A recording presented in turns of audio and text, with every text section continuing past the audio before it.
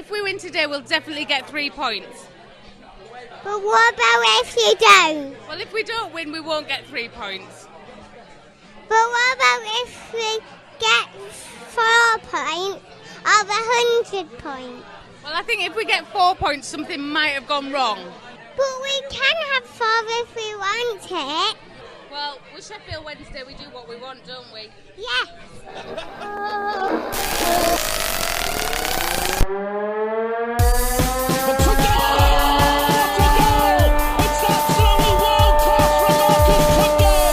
There's a chance here, a great save by Turner from McClare. A terrific goal by Sheridan. Rexman against Jones. Get in. You could have 2 goalkeepers in there that would have trouble saving that. Hello there, ladies and gentlemen, and a very warm welcome to the Wednesday Week, the Sheffield Wednesday podcast. I'm Lord Hillsborough, and with me online, first of all, we have Eddie. Hello there, Eddie, old boy. Girlfriends, I've had plenty, but not like Miss Mackenzie. That's what I go to school for. Don't we all? Don't we all, Opine? We've got James. Evening. I must say I'm less excited about the comeback of Busted than Eddie seems to be, but still, a good news day all round. And Fudge, how did it play, old boy? I'm very good, Lord H. I need to just add that I too am in Camp James, in the busted area there. Do you want to rephrase that at all? Did you just call me camp? Oh, I'm so offended. And we are a Victoria missing tonight, so it is someone to be. We're back to the sausage fudge, chaps. We're a lady down, so miss you, Vic, and we'll see you soon, my darling.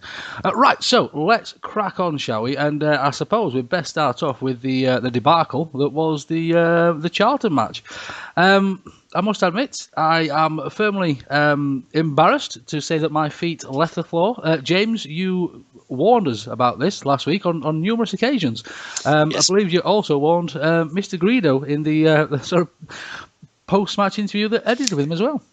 Yes, and I was very much looking forward to looking like a fool for saying all of it when we stormed to a 7-0 victory. And unfortunately, it didn't happen. Now, this is the first time, I think, in a long time whereby 75% of us were actually at the game to be able to pass opinion on it. However, as usual, my memory is not brilliant. Now, the good thing here is that after the game, me and Fudge actually recorded 2 minutes of our reaction to the match, which I have just listened back to. And as a result of that, I still have no idea what happened. No, I think, look, I kind of summed it up as at full time as it was a bad day at the office. You know what? We've had some really good games recently. We've played some great football. On Saturday, it just didn't happen. It didn't happen from the first minute to the last minute. Nothing really went our way. Charlton have played some terrible football this season, and I was chatting to some of their fans in the pub after the game, and they said that that's by far their best performance of the season. For whatever reason, it all fell into place for them. It just didn't work for us. We changed it round. We tried playing 4-4-2. It didn't work. It doesn't suit us. Gary Hooper, it didn't happen for him either. I don't think it was a great kind of first full game for him. He looked a bit off the pace. I think there were a few people in the pub afterwards saying that he looked just like a tad out of shape. Don't want to say kind of overweight, but just a bit out of shape, like not quite how you'd expect a professional footballer to be looking. What else? Barry Bannon probably didn't see as much of the ball as we'd have wanted him to. Hunt, fairly anonymous at the back. In fact, the defence generally pretty poor. I don't really know what else to say about it. It was one game too many, and we've played some great stuff recently, and they just couldn't keep it going. Is it something to worry about? Nah, probably not. Isn't it typical Wednesday though that we are 11 matches unbeaten?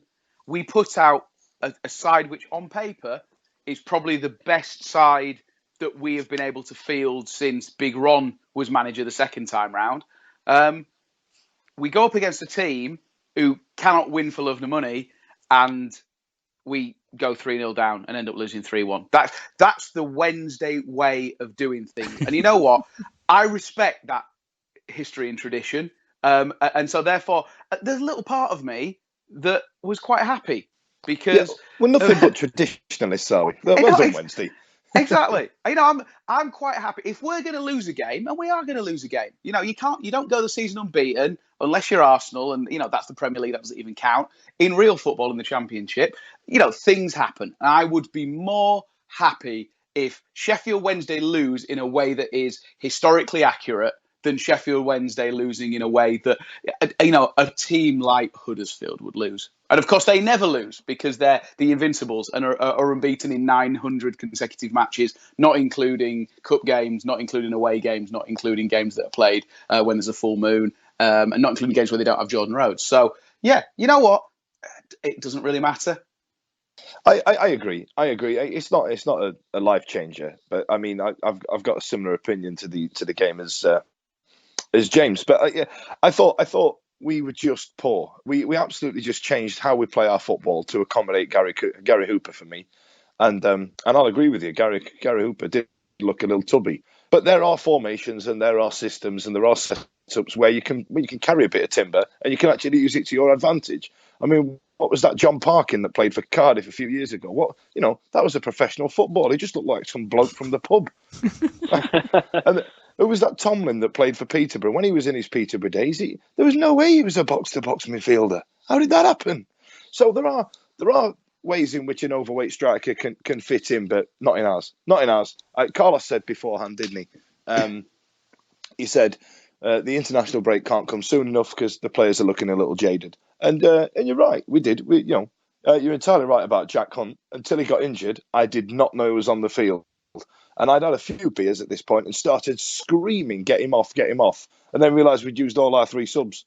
So do we have to give Charlton some credit here, because it seemed that they set up understanding what we were going to do, and I think they picked a team that was going to provide us with problems, and then they took advantage at the exact moments you expect them to. It really did remind me of the season that they came to Hillsborough and they beat us en route to them being the league champions. We finished second that year. I can't remember anything else that happened that season in League One. But no, you know what? Charlton mugged us that day. They got a goal and then time wasted for 60 minutes. I kind of felt like, even though they won 3-1. It's clear that they deserve to win, etc. But it kind of felt like another one of those where they'd pulled the wool over our eyes and somehow found our Achilles heel. And again, I'd had a few drinks as well. But is that an incorrect statement? I don't think we beat ourselves for once. I think Charlton actually beat us through being better prepared. I don't think they beat us by playing better football though. I think they turned up to do a Wimbledon in the 90s job on us. Just kick 10 bells out of our flair players, and that was it. And that's what happened. I mean, you had, Smalley McSpaniard, who, that little kid up front, and then you had obligatory Johnny Jackson goal. He turned up for one, and then Mickelbeck from Middlesbrough's 90s squad was there as well. He scored that goal wearing flip-flops. Ridiculous. There was some pretty poor defending on our behalf more than anything, and their goals weren't anything special. They were equivalent of what you call a sweaty FIFA goal. Do you know what I mean? They just clean through, knock it to this geezer, he taps it in, easy. And I think our defence let us down at the back there. I think Leon Leuven's he changed it at half time. It was poor. A point that I saw someone make, I think it was on Facebook earlier this week, which got me thinking a little bit, because I thought our players, and I said this actually on last week's podcast, that I thought some of them looked a little bit tired against Brighton. And I thought on Saturday we had players that looked tired. And Carlos himself said international break came at the right time. And someone made the point, did we sacrifice maybe possibly 3 points against Brighton and certainly getting something from the Charlton game in order to play a full-strength team and beat Arsenal a week and a half before? And if we'd have not played our first string against Arsenal, maybe we wouldn't have won, but maybe we'd have had another 3, possibly 4, maybe even 5 points in the league. And that made me think a little bit. I don't know if I'm not necessarily sure if I agree with it, but it did make me wonder just a little bit whether or not, we've all kind of moved on from the Arsenal result now. It was brilliant and it will stay with us forever. But did we maybe sacrifice better performances in a couple of league games for that cup game? No, I'm not having that. A year ago, rotating the squad meant a massive drop in quality. I would have been quite happy on Saturday if we'd have said, you know what, the lads are looking a bit leggy. We're gonna bring Semedo in. We're gonna bring Lopez in if he's fit.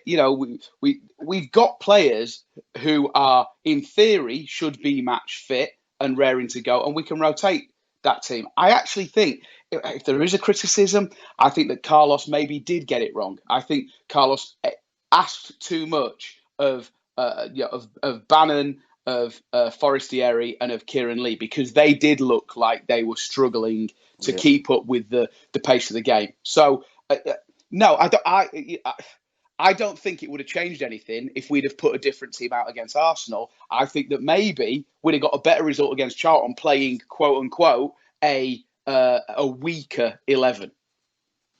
I think a lot's got to be said. If I've got to take some positives out of it, Kieran Lee is outstanding to watch. He's an absolute, old school.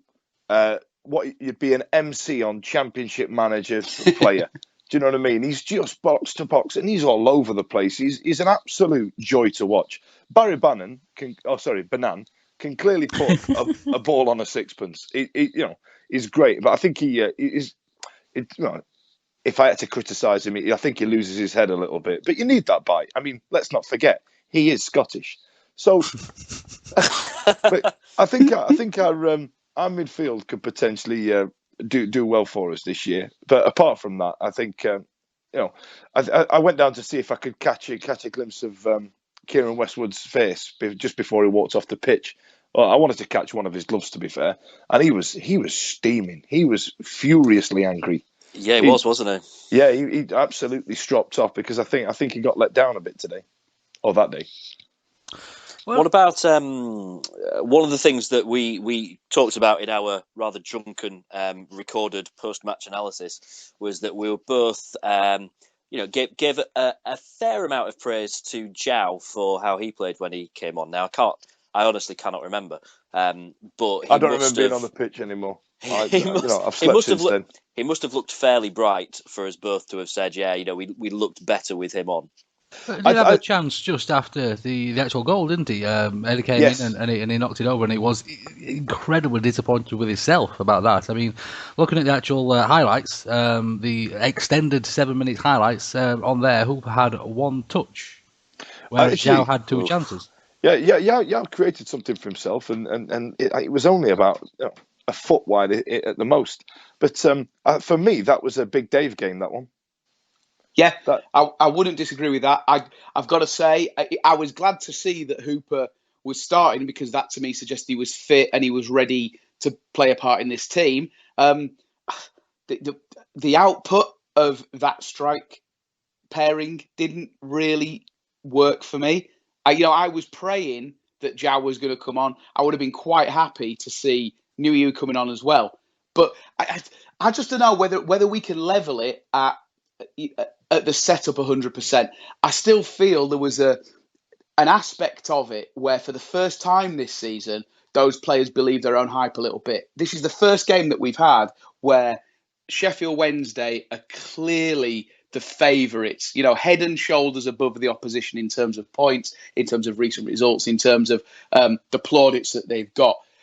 There were too many players who thought that maybe all he had to do was turn up, pull on the shirt and walk away with a win. And that's the first time that it's happened this season. I expect, knowing Carlos and the way that he prepares the team, that'll be the last.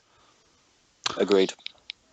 Right then, ladies and gents. So, of course, we've waffled on quite enough for this, but there was sort of 3/5 of the Wednesday week down there interviewing, and it was a special day, Lord H. It was absolutely a special day. Of course, the Hoyland family took care of the pre-match with an interview with Dave Grado, and at the beginning of your show, you did hear Eddie's fantastically delving daughter getting in there asking the hard questions and basically taking care of all that business. And after the match, we had our erstwhile squiffy companions, shall we say, doing the post. So let's have a listen to what our friends had to say. All right, so I'm here now in still the Ropey pub in East London with a friend of the show, Mr. Andy Parsons. Not the one that talks like this on the Mock the Week Andy programme. the one that speaks like this. Andy, how are you, sir? All right. So today, Andy, we've had a shocking pish-poor loss. What are your comments on the game? Well, I just think we weren't at the races today. I thought Gary Hooper played all right. He held the ball when he needed to do, but he didn't get much of the ball. We weren't at the races today. We were beaten by a far better side who wanted it more. They just had everything what we didn't have. They won the ball. Their big guys in the middle were dominating. Their forwards, the ball stuck to them, and we couldn't really complain with the result. I thought they deserved the first goal, and I thought, we weren't threatening their goalkeeper whatsoever. Their goalkeeper didn't even have to have a shower, no dirty gloves, nothing, didn't even have to get onto the ground. But yeah, they deserved their lead, absolutely. And two poor goals, and the one before half-time really killed us, I think. The second and the third goal were exactly the same, and we didn't learn from our mistakes. So during this run, we've been all right. The games that we've not done well against, the teams on the Premier League, really. So nothing to complain about. We've been playing well, and I'm happy that we're doing all right. Andy, thank you very much. No worries, pal. This is the Wednesday week. We are live in the Pickwick, and I'm with, what's your name? Martin. Martin's a Charlton fan. I'm absolutely buzzing. I'm going to take them 3 points all day long. You might have guessed he's a very happy Charlton fan. I am a very happy Charlton fan. I am absolutely made up, and I feel that's down to collective effort. I think that's down to 10 players putting a shift in for the first time in weeks. We started off doing really well against Hull, QPR, Derby. We played really well, got some good results. Then the wheels came off, and against poor teams we were getting worse and worse. And for once today, right from the kick-off, I felt we had a start. I felt we got at it right from the start. What's your hope for this season now? Stay up. Is that the aim? Yeah. We're bottom three, mate, and we haven't moved out the bottom three. So if we stay up, that's definitely I'll be well chuffed with that. What's your impression of Wednesday after today? I think you were a little bit nonchalant. I think you thought it was in the bag, and I think you just sort of walked into it going, that's the championship, isn't it? And I will just off me hat, because we've been in the pub with Sheffield Wednesday fans all day, and you're top notch. So I will say that. I'm sat here with, what's your Twitter handle again? Penny3304. And what's your real name, sir? Penny. Well, yeah, thanks very much for clearing that up. What were your thoughts on the game? Generally a little bit disappointed, if I'm honest with you. I expected a little bit more. However, in my opinion, I thought Charlton raised the game a little bit. I thought we looked a little bit tired. Honest assessment was, it weren't quite up to it today. What did you reckon to Gary Hooper? Well, I met his dad in ground today, and whenever we get him a bit of criticism, not he weren't working hard enough. It just was not, for me, he weren't on the races today. A little bit of match fitness, whatever. His dad was literally 2 rows in front of us, and he got a bit of criticism. He did not enjoy it. I'm not going to slag Gary Hooper off. I just thought he was a little bit off game. His dad, however, was very, very aggressive. It's pretty much suggested that we should not be getting on his back. Introduce yourself to the people. Hey, my name's Matt. Semedo Day, Matt. Tell me about Gary Hooper's dad. He got a little bit aggressive, I think, because he was, it's Hooper's first full, at least a good significant amount of time on the pitch, but he was poor. And we said when he went off the pitch, we said, everybody was poor today, but he didn't really offer anything.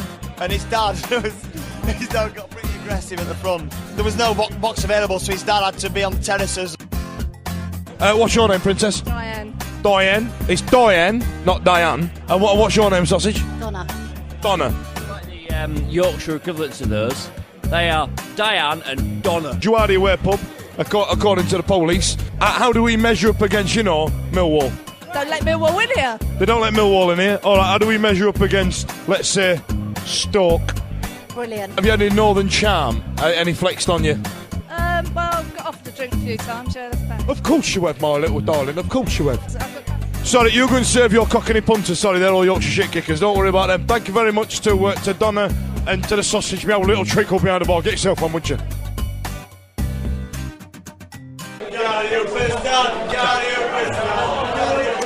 I think I got the words, lads. Thanks very much. Cheers.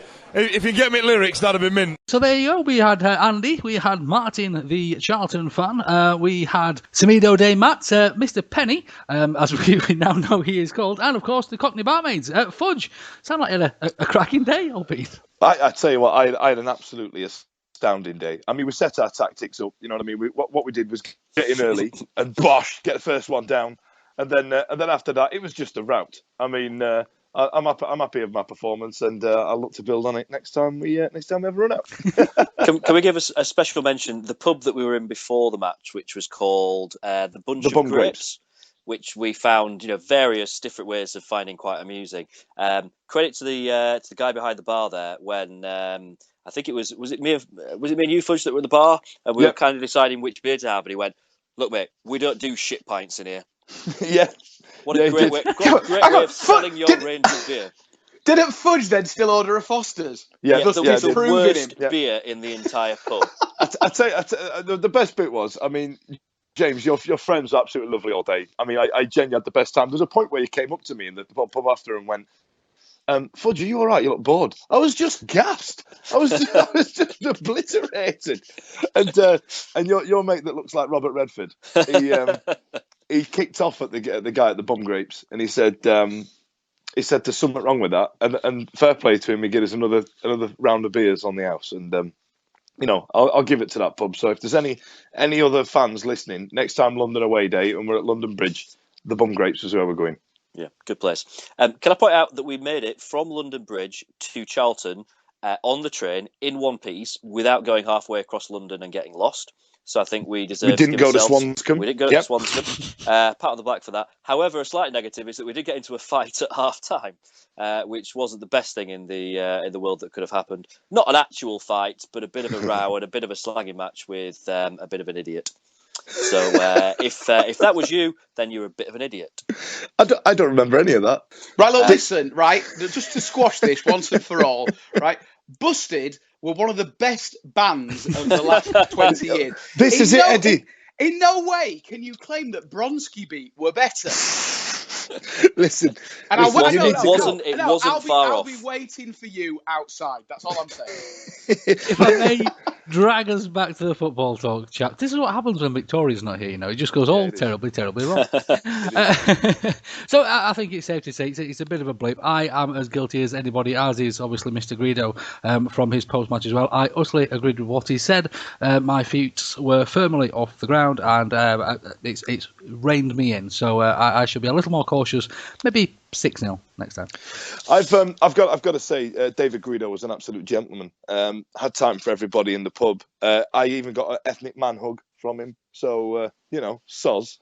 It was a pleasure. It was a pleasure to meet it, and you know what? Also a pleasure that he turned up and he gave such good face, even given how jet lagged he was, how clearly tired he was, and how little he has to give a toss about hanging around with a bunch of weirdos off a podcast. I was that drunk. I was taking photos of people in the toilet, and he still gave us the time of day. I've been doing that for years. Yeah. So we're going off topic a bit there, aren't we? Again. Oh no. Jeeves, we're going to need some more equipment. Then you need to speak to Oddballs, a speciality. What the? Oddballs, a speciality deal in steel, food, and engineering equipment. Where's that voice coming from? We offer great deals on all types of equipment and can include dismantling, delivery, and erection anywhere in the world. Did he just say erect? We can also buy your surplus equipment or sell it on commission. With over 30 years' experience, let us achieve the best deal for you. Where can I find out more, Voice in the Sky? Go to www.bentoria.com. You heard him, folks. Jeeves, get a broom.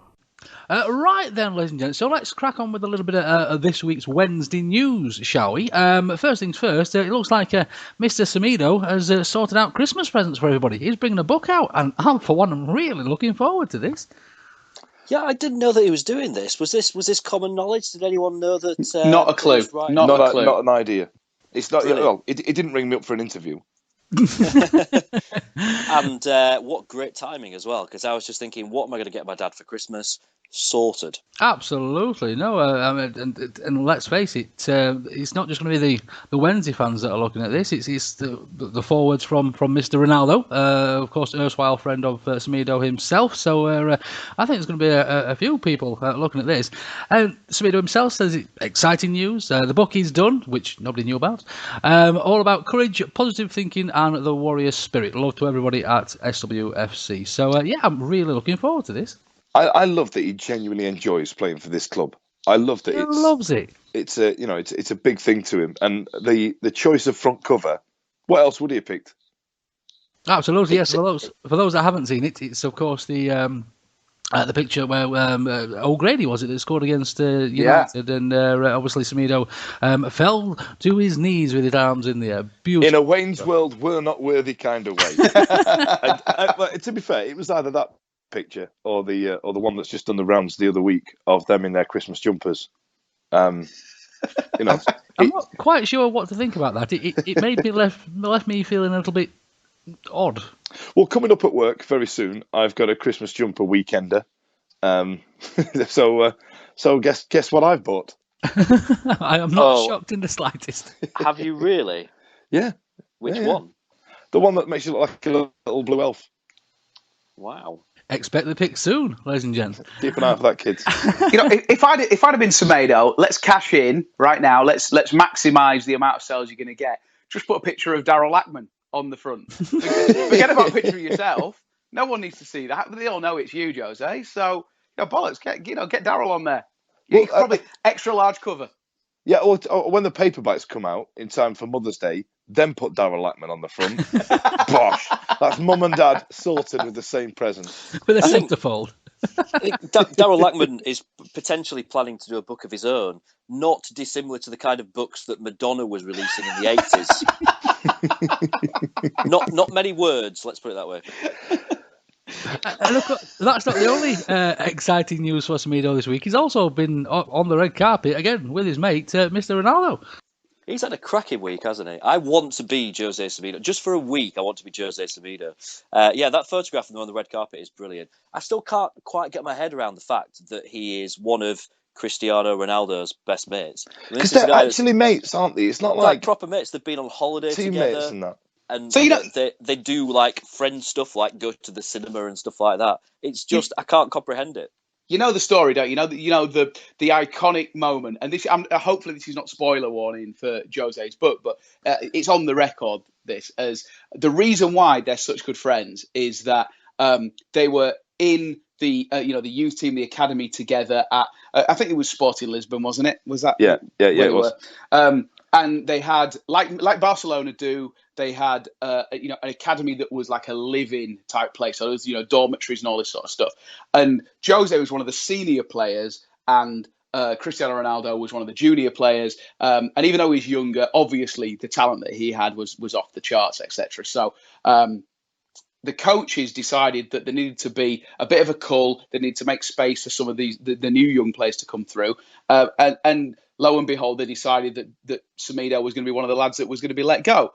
And and Cristiano Ronaldo learned about this. This was the plan, and he went to the coaches and said, "Please let Jose stay." And they said, "Sorry, this is a football decision." And he said, "No, I know why you're doing it. It's because there's not enough room in the accommodation.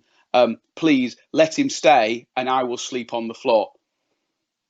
And you know what? When I heard that story, it changed my opinion of Cristiano Ronaldo 100%, 180 degrees. In that second. In that second. But also, it made me realise, if Cristiano Ronaldo, who had his entire life in front of him, his entire career in front of him, was willing to do that for Jose Semedo, how powerful and how honest and how good a presence in the Sheffield Wednesday locker room is Jose Semedo. Because he could make a 15-year-old, 16-year-old Cristiano Ronaldo give up his bunk bed in order to still be part of his life. That to me speaks volumes.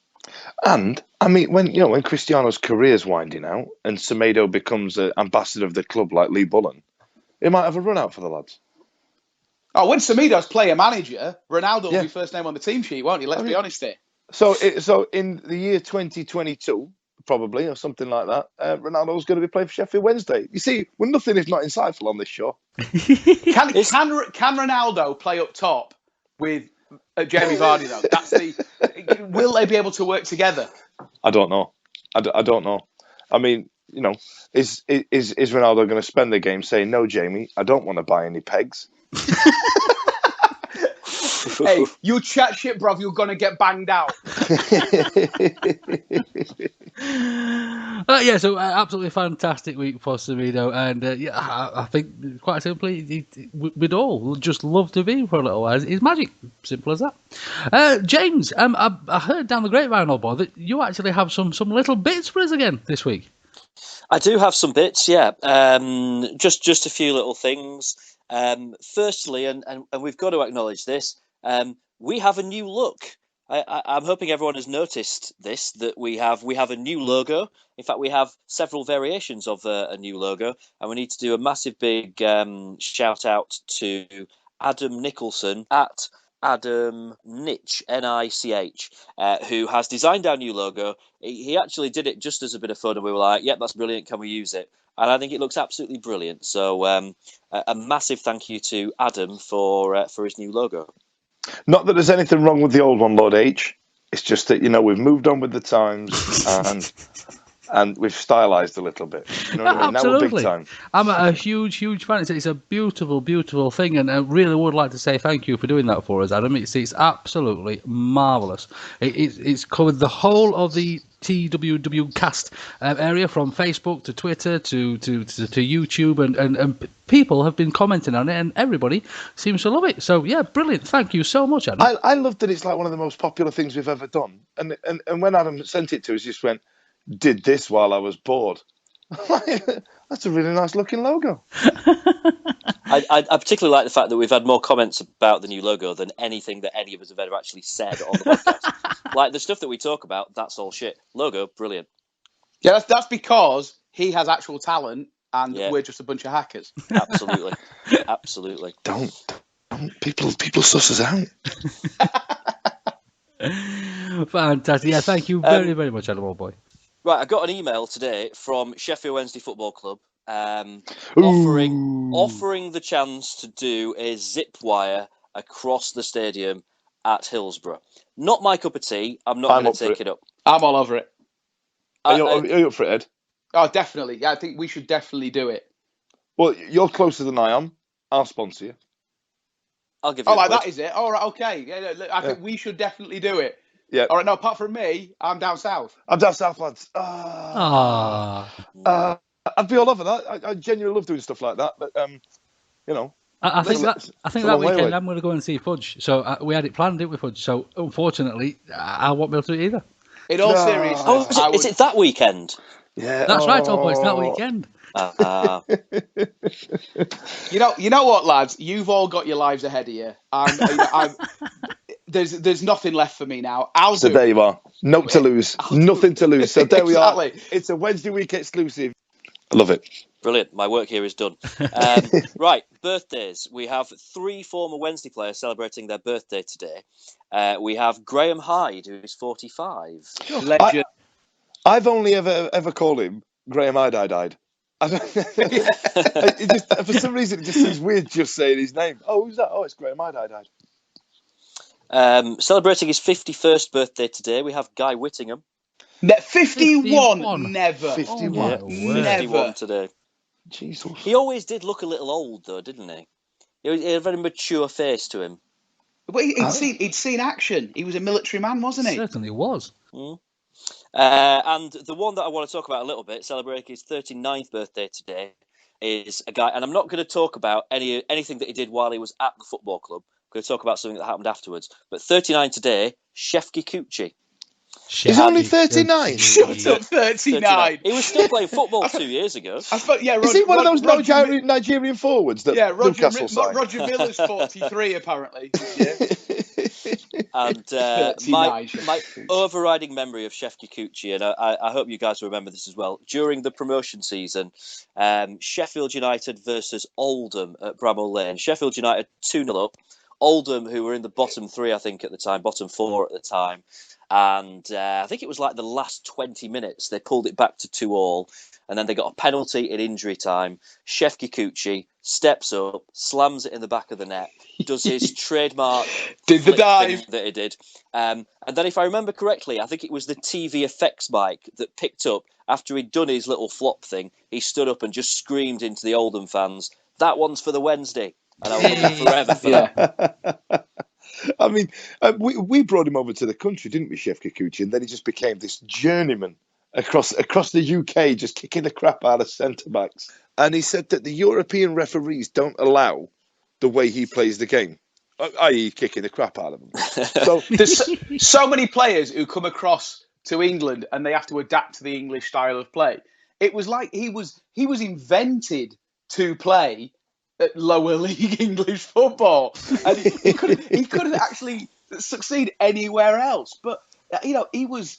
I really liked him for Wednesday. I know if he looks back on his career, probably his time at Ipswich will be the time that he'll remember in terms of the peak of his career, etc. But bloody hell, he's a proper battering ram. I think he was almost like the evolution of late era David Hurst for us, wasn't he? Because he was just a big old unit who knew where the goal was, and he wasn't always the first to the ball, but he was the first to the man every time. I tell you what, though, people that size should not be doing a celebration like that. He used to give me the twitch every time he did it. Do you think he can still do it and get up again? No, that's it. I think there's like a Chef Kikuchi shaped hole in any pitch. He's tried to do it since, like. He was starting to look more and more wobbly every time that he did it, didn't he, towards the end of his career. But anyway, we will love him forever, won't we?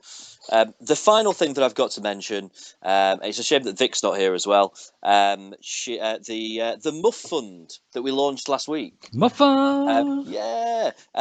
We somehow or other we made it up to £130. So we launched it last Thursday. Wow. So in under a week, we've raised nearly half the money that we were after. So we're after £300. And just to explain the background, and I'll try and do this quite quickly, is that we're after a few new bits and bobs to help us kind of move things forward with the podcast. So we're after some couple of new microphones and some. Basically, they are little bits of foam that are very specially made, so they fit over the end of your iPhone, so they allow you to do an interview without it sounding rubbish.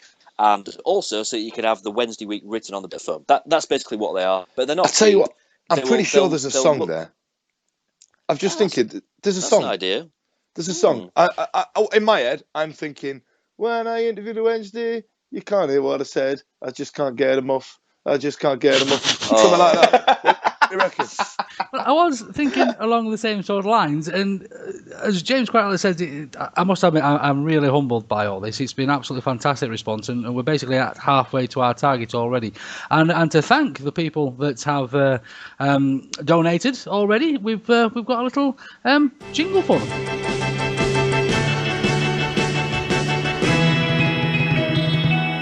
MUFF Fund. What would you do if we interviewed you and you sound like you were under the sea? We need your money. No. We'll buy some muffs and you'll sound like you're on the BBC. Oh, we want a little help from our friend. Like Sergio. Gonna get a little help from our friend. Davis. We need to buy a little help from our friend. Andy Marsh, Richard Drabble, Louis Sanchez, MUFF, Darren Food and Andy MP, MUFF, MUFF, Jeffrey Padenestro, MUFF, James Nelson, Paddy Jones too. MUFF, Thank you. MUFF, MUFF, MUFF, MUFF. Yeah, so a massive thank you to everybody that's donated so far, and of course it's not too late, and it sounds as though Fudge has got an idea for a song next week if more donations come through. Yeah, if anyone does still want to give us a few quid, and we made the point last week, we all do this for free. We don't make anything out of it. We have a sponsor, and that sponsor purely pays for the for the server space that we need so that you can download the podcast. We make nothing from it, but we want to try and make it better. We want a little bit of branding. We want to be able to shout and sing about who we are and what we're doing when we're in pubs at away grounds and stuff like that. We're proud to be Sheffield Wednesday's only podcast, and we want to kind of make it better. So if anyone wants to give us a few quid, it's gofundme.com/Wednesday week. And anything little, however much it is, just a few quid, every little bit is much appreciated. The other thing is, those pints in London are bloody expensive. That is true. Yeah, if I can even get maybe 30-40 pence towards each pint, at least it's back in the ballpark, innit? I mean, and bear in mind as well, those pints that you're drinking, I'm still on shit kicker Foster's, so I'm all right.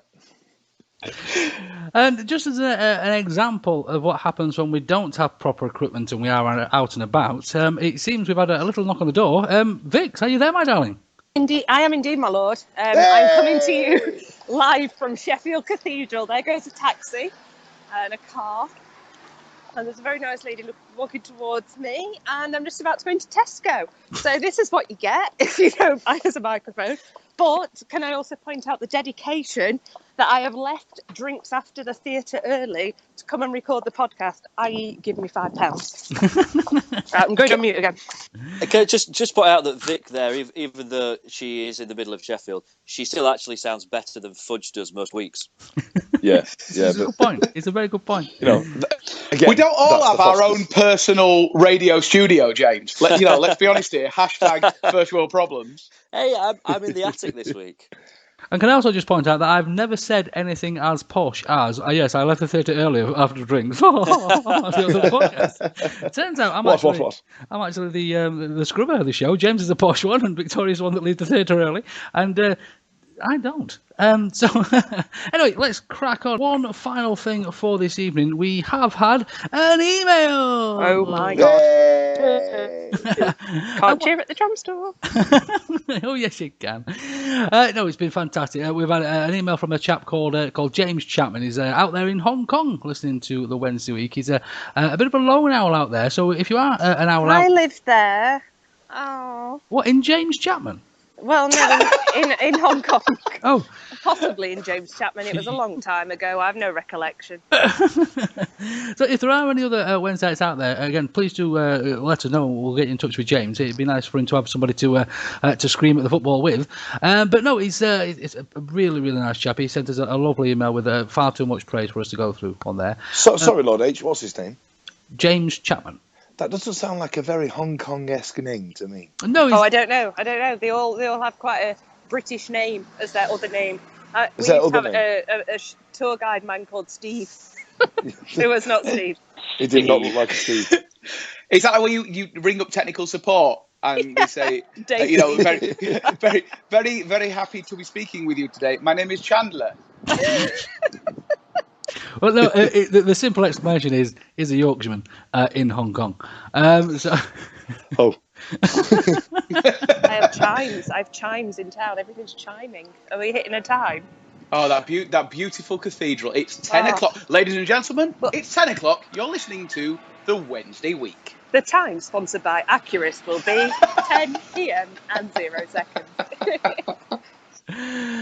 Yeah, so James goes on to say, obviously, again, far too much praise for the show. Really appreciate that, James. But essentially, they've got a few questions for the weekers as well. We do need to sort that out.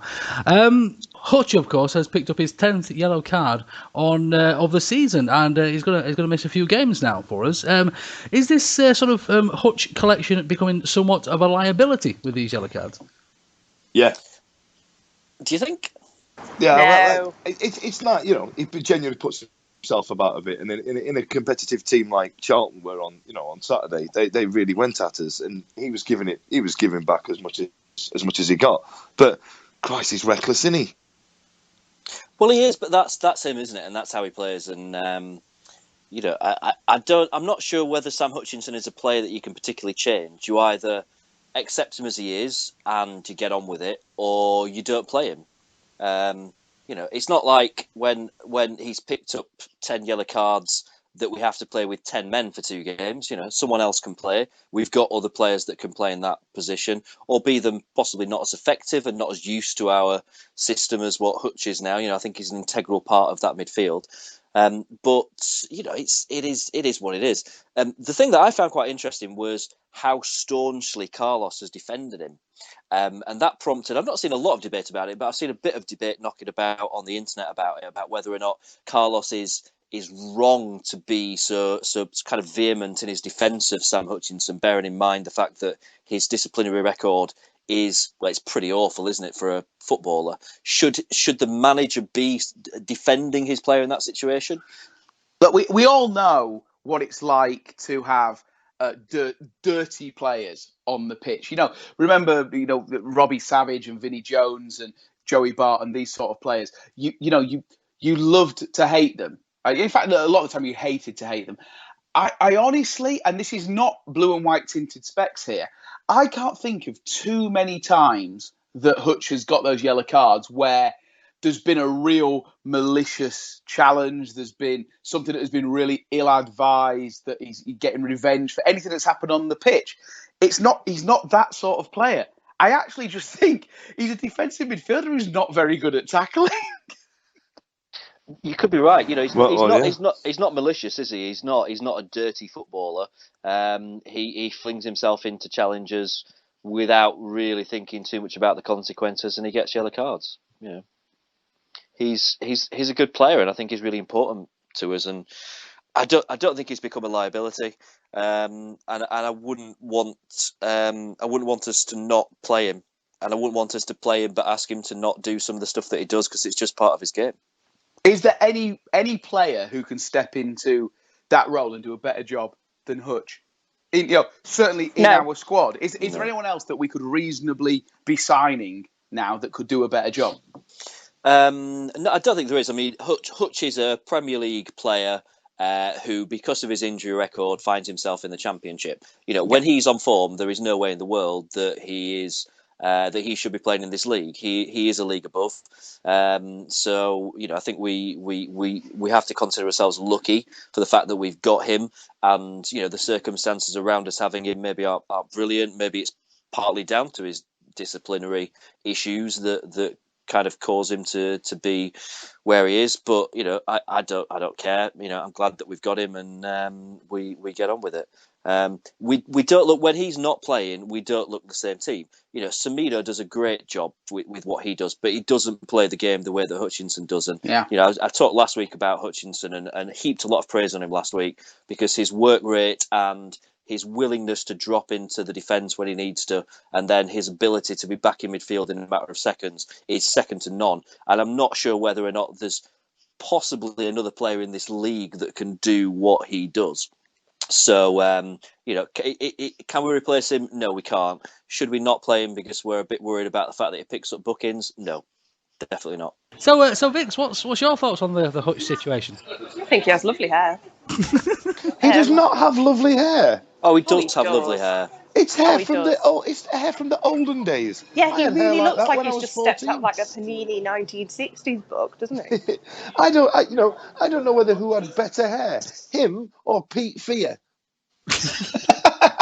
You know what he looks like? You remember when you were a kid and you were playing with Lego and you accidentally put a Lego man's hair on backwards? Yeah. That's Hutch's hair. That's what it looks like. That's what it looks like.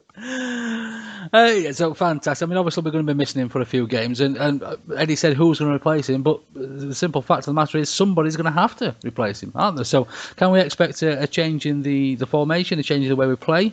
Are we essentially building this team around Hutch, or what do you think is going to happen now? Semedo's going to come in, isn't he? Yeah.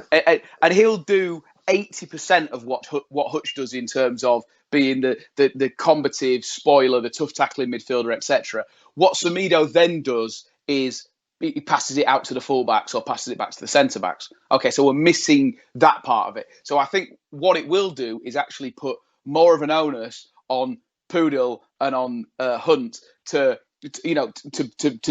be involved with more of the attacking play.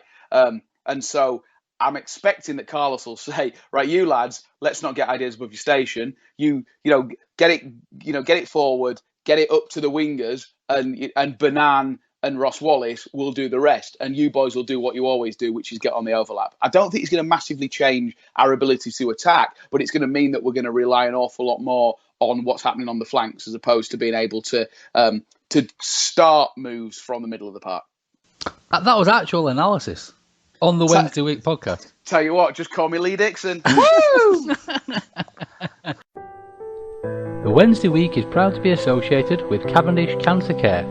Cavendish is a Sheffield charity dedicated to improving the quality of life for people living with cancer. No one should face cancer alone, so Cavendish provides emotional support through counselling and complementary therapies. The services they provide are free of charge and are funded through donations. If you can help or would like to find out more information, you can go to www.cavcare.org.uk. That's CAVCARE.org.uk. Thank you very much for James for getting in touch, and if you're an hour abroad or of course in the UK, then do follow James's lead. Send us an email. That's at twwpodcast@gmail.com.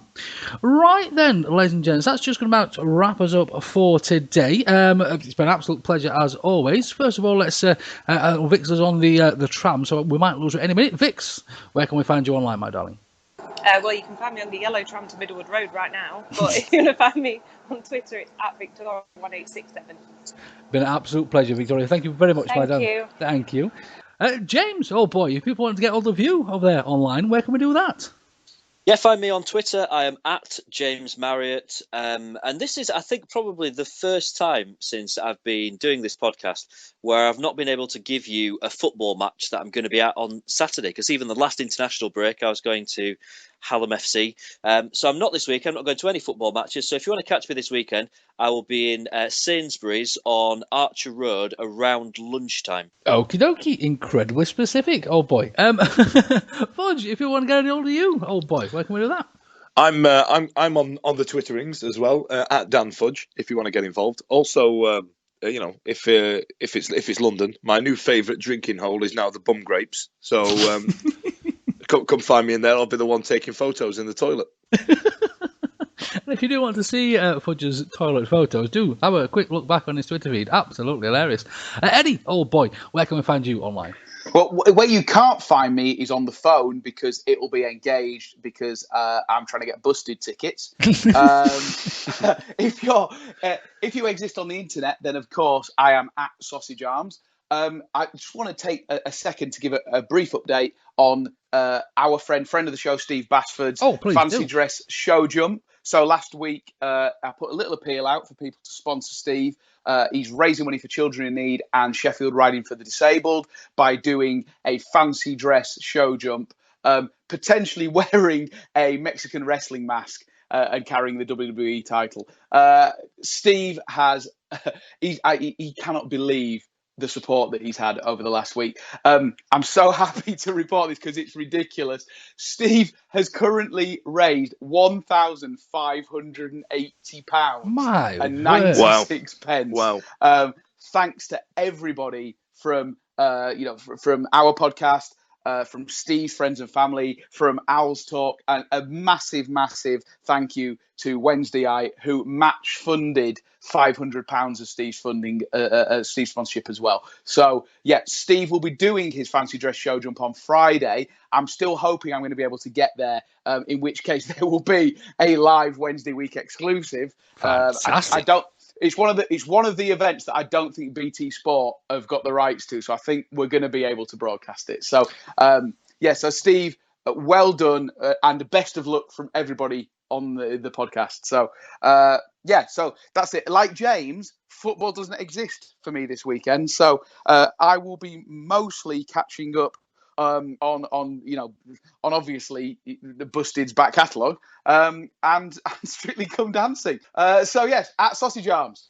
Of course, you can get all of me over there on Twitter as well at Lord_H. That's L0RD_H. You can get all of the podcast at TWWcast, and of course, as James did earlier, you can email us at twwpodcast@gmail.com.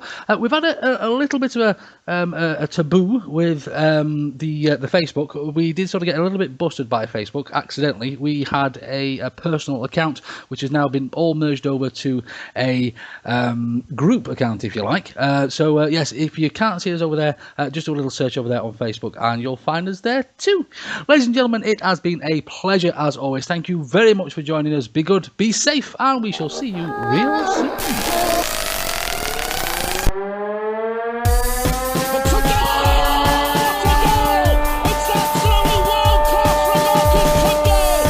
There's a chance here. A great save. A turner from McClare.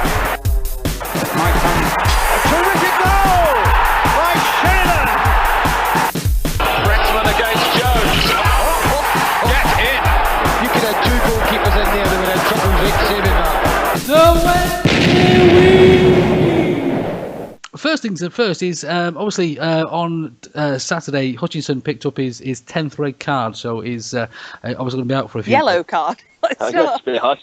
10 red card would be pretty bad. Yeah, I'll agree with that. Actually. He should probably not play football anymore. Actually, he should go to prison. He should be in the armed Slight temper forces. issue there.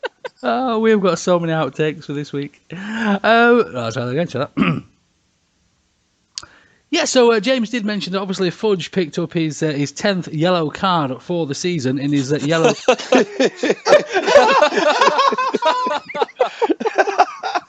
Well, listen, look, I'm getting old. I've got to worry about these things now. If there's a young kid, I've just got to side them down. I can't run anymore.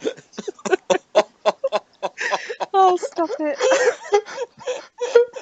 I completely missed that. Did I say something wrong again? You said that Fudge had picked up.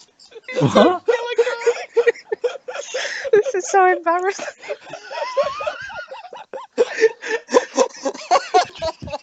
You said I've picked up my 10th card. You said Fudge instead of Hutch. Oh, God, I need a wee. Stop it. Sorry, I apologise. I'm trying to cancel that. Fudge, can you take the ban and we'll get Hutch on the podcast? Yeah, that's fine. Yeah, we'll have a swap round. I'm sorry. I do apologise. Yeah, so James does go on to say that Hutch has got his... I was on mute dying then. I'm sorry.